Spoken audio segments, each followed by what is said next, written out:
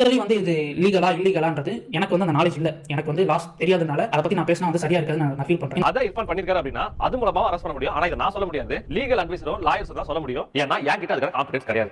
இர்ஃபான் பண்ணது வந்து ஃபர்ஸ்ட் விஷயம் என்னன்னு பார்த்தோம்னா பேபி ரிலீஸ் பண்ணது. அது அஃபென்ஸா இல்லையா? இர்ஃபானோட மச்சினன் வந்து ஆக்சிடென்ட் பண்ணிருப்பாரு. அது ஹிட் அண்ட் ரன்னா இல்ல ஆக்சிடென்டா? ஏன் பேபி ரிலீஸ் பண்றது தப்பு? அந்த பெண் குழந்தை வந்து பிறக்குதுன்ற பட்சத்துல அவங்க வந்து கருவிலேயே அழிச்சிடுறாங்க. அதை வந்து தடுக்கணும். அதனால ஸ்கேன் பண்ணி பார்க்கறதே தப்பு. அதனால வந்து இது கிரைம் சொல்லியிருப்பாங்க. பேபி ரிவீல் வந்து வெளிநாட்டுல போய் பண்ணியிருப்பாங்க. அதனால இது அஃபென்ஸ் சொல்லி அந்த சட்டத்துல எங்கேயுமே சொல்லல. தமிழ்நாடு ஹெல்த் டிபார்ட்மெண்ட்டுமே அவருக்கு வந்து ஒரு லீகல் நோட்டீஸ் அனுப்பியிருப்பாங்க.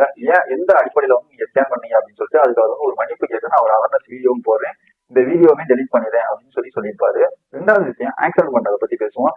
அதாவது போலீஸ் வந்து விசாரிக்கும் பொழுது அந்த இடத்துல ஆக்சிடென்ட் பண்ண நபர் இல்ல அப்படின்ற பட்சத்துல அது ஹிட் அண்ட் ரன்னாவே வந்து மென்ஷன் பண்ணுவாங்க. இல்ல அவங்க பிளேடா வண்டி இருந்துச்சு அவரு அங்க இருக்காருன்ற பட்சத்துல அது வந்து நார்மல் ஆக்சிடென்டா கன்சிடர் பண்ணுவாங்க. இந்த மாதிரி தெரியாத இன்ஃபர்மேஷன்